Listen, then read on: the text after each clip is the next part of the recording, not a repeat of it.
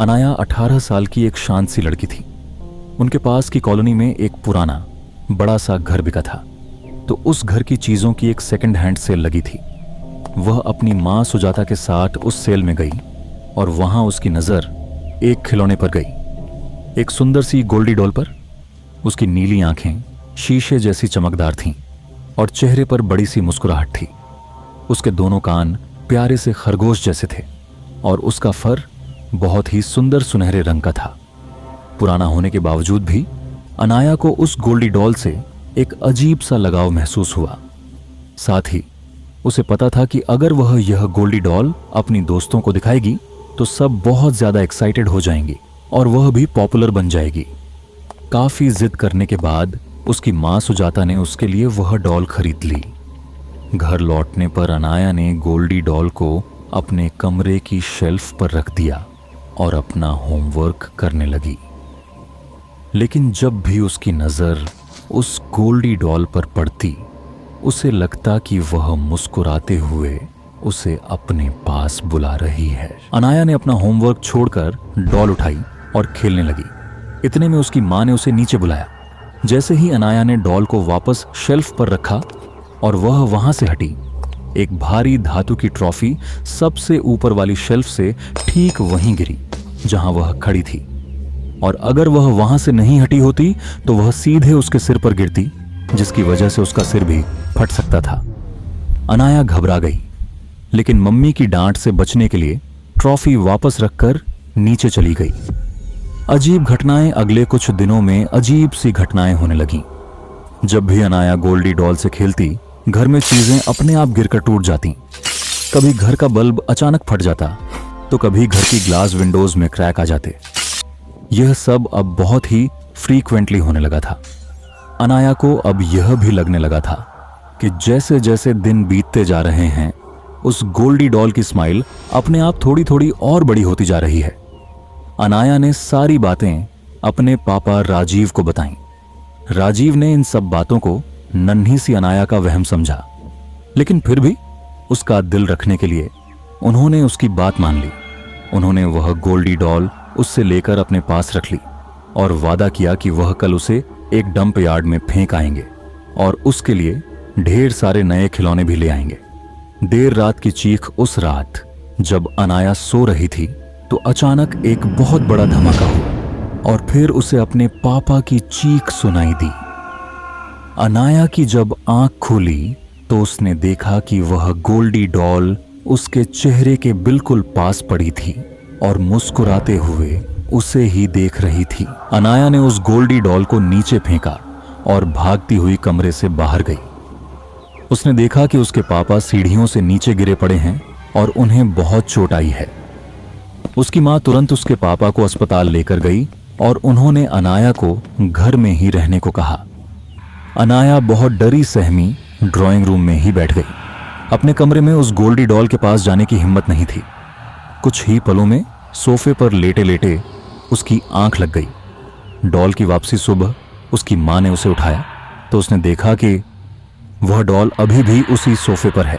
उसने अपनी मां को सब बताया और उसकी मां ने वह डॉल घर के बाहर वाले डस्टबिन में फेंक दी। अनाया को लगा कि शायद अब सब ठीक हो जाएगा, लेकिन उसी रात जब वह ड्राइंग रूम में बैठी टीवी देख रही थी, अचानक उस कमरे में पड़ी एक रॉकिंग चेयर अपने आप हिलने लगी। जब अनाया ने गौर से देखा तो उस चेयर पर वही गोल्डी डॉल पड़ी थी। जैसे ही अनाया ने उस डॉल को देखा, उस डॉल की आंखें भी मूव हुईं और उन्होंने वापस अनाया को देखा। अनाया बहुत ज्यादा डर गई। घर का राज अगली सुबह वह उस घर में वापस गई जहां से लगी थी, लेकिन वह घर खाली था। तब उस घर के गार्ड ने उसे कुछ ऐसा बताया जिसे सुनकर अनाया के होश उड़ गए। गार्ड ने बताया कि वह गोल्डी डॉल घर के बच्चों ने चाइना की एक टॉय शॉप से मंगवाई थी और जब से वह उनके घर में आई तब से सब बर्बाद हो गया। उस घर के चारों लोग बीमार पड़ने लगे। फैमिली में पैसों की दिक्कत शुरू हो गई और धीरे धीरे करके सब एकदम पागल जैसे हो गए। वे लोग हमेशा एक दूसरे से लड़ते रहते थे और कुछ ही दिनों बाद उन्होंने यह घर बेच दिया और साथ ही उस गोल्डी डॉल को भी। उसने एक बात और कही कि घर के अंदर से अक्सर किसी के अजीब ढंग से हंसने की आवाजें आती थीं, पर जब से वह गोल्डी डॉल गई है तब से वह आवाज आनी बंद हो गई है। एक दिन अनाया वह डॉल लेकर अपने स्कूल गई और उसने उसे अपने प्लेग्राउंड में फेंक दिया। यह देखकर उसकी बेस्ट फ्रेंड रिया उसकी गोल्डी डॉल वापस उसके लिए उठाकर ले आई। अनाया ने उसे अपने से दूर रहने को कहा और चेतावनी दी कि उसे वह गोल्डी डॉल फेंक देनी चाहिए। अनाया और गोल्डी डॉल का मजाक उड़ाने लगी। तभी अचानक एक बेसबॉल बहुत तेजी से आई और रिया के सिर पर आकर लगी, जिसकी वजह से वह नीचे गिर पड़ी। प्लेग्राउंड पर एक बहुत ही नुकीली और बड़ी सी कील पड़ी थी जो सीधा रिया के सिर में घुस गई और उसकी मौके पर ही मौत हो गई। स्कूल में सबको लगा कि यह एक फ्रीक एक्सीडेंट है, लेकिन अब अनाया को यह चीज समझ आ गई थी कि वह गोल्डी डॉल वाकई किसी शैतान का रूप है। उसने उसी दिन उस गोल्डी डॉल को काट पीट कर उसके अलग अलग पार्ट्स को भी जला दिया। लेकिन फिर उस रात वह डॉल उसे अपने कमरे में ही मिली और इस बार उसके अंदर से एक बेहद अजीब सी डरावनी हंसी की आवाज आ रही थी, जैसे वह अनाया का मजाक उड़ा रही हो। अनाया डर के मारे रात भर नहीं सोई और उस हंसती हुई डॉल को देखकर कपकपाती रही।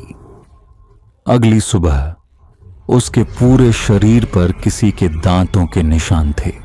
यह देखकर काफी डर गए।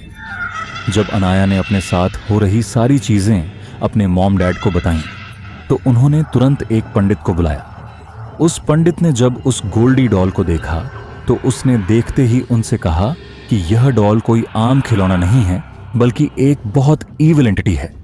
उसने सबको खाली करने को कहा और उस गोल्डी डॉल को एक पूजा करके एक मजबूत लोहे के बॉक्स में बंद कर दिया और उसे उसी घर के पास दफना दिया जहां की सेल से अनाया उसे लाई थी। अनाया और उसके पेरेंट्स को लगा कि शायद अब सब ठीक हो जाएगा, लेकिन अगली सुबह उन्हें पता चला कि उस पंडित की एक रोड एक्सीडेंट में मौत हो गई है। अनाया और उसके पेरेंट्स ने यह खबर सुनते ही उस घर को, बल्कि उस शहर को ही छोड़ दिया और कहीं दूर रहने चले गए। और उस दिन के बाद से उस गोल्डी डॉल ने अनाया को फिर कभी परेशान नहीं किया। पर आज भी अनाया को उस गोल्डी डॉल के डरावने सपने आते हैं। दोस्तों, आपको क्या लगता है, गोल्डी डॉल सच में हॉन्टेड है या अनाया को मिली वह डॉल बस एक श्राप थी? कमेंट्स में बताइए। और अगर आपको यह कहानी पसंद आई तो ऐसी ही कहानियों के लिए हमारे चैनल को सब्सक्राइब करें।